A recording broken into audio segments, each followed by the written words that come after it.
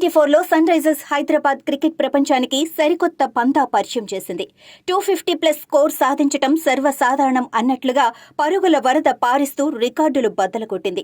అది హైలైట్స్నా లైవ్ మ్యాచా అన్న సందేహం వచ్చేలా బౌండరీలు మోతతో బ్యాటింగ్ కొనసాగించింది.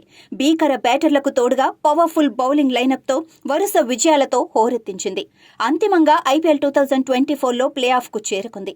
అయితే అద్భుత ఫామ్ ఉన్న ఎస్ఆర్హెచ్ ను కొందరు మాజీ క్రికెటర్లు తక్కువగా అంచనా వేశారు. సన్ రైజర్స్ ప్లే ఆఫ్ కు చేరుకునే అవకాశం లేదని జోస్యం చెప్పారు. తెలుగు జట్టుకు ఛాన్స్ లేదని హర్భజన్ సింగ్, హర్ష భోగ్లే వంటి ప్రాముఖ్యులు వ్యాఖ్యానించారు. జియో సినిమా సైతం హైదరాబాద్ టీంను పరోక్షంగా ట్రోల్ చేసింది. కేకేఆర్, ఆర్ఆర్, ఎస్కే, ఆర్సీబీ జట్లే ప్లే ఆఫ్ కు చేరుతాయని పోస్టర్ రిలీజ్ చేసింది. కానీ విమర్శలకు దిమ్మ తిరిగే షాక్ ఇస్తూ సన్ రైజర్స్ ప్లే ఆఫ్ కు దూసుకెళ్లింది. ఉప్పల్ వేదికగా గురువారం గుజరాత్ టైటాన్స్ తో జరగాల్సిన మ్యాచ్ రద్దు కావడంతో 15 పాయింట్లకు చేరుకున్న ఎస్ఆర్హెచ్ తదుపరి దశకు సునాయాసంగా చేరింది.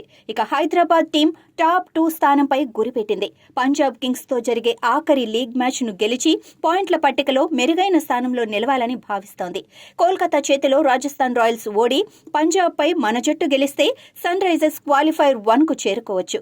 మరోవైపు ఎస్ఆర్హెచ్ ప్లే ఆఫ్ కు చేరుకోవడంతో ఆరెంజ్ ఆర్మీ సంబరాలు చేసుకుంటుంది. జట్టును గొప్పగా నడిపిస్తున్న ప్యాట్ కమిన్స్ కు కొనియాడుతూ పోస్టులు పెడుతోంది. గత సీజన్లో సన్ రైజర్స్ పాయింట్ల పట్టికలో అట్టడుగున నిలిచిన విషయం తెలిసిందే.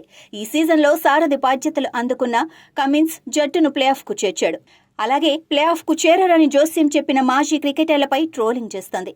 ఫన్నీ మీమ్స్ పోస్ట్ చేస్తోంది. అవి నెట్టింట వైరల్ గా మారాయి.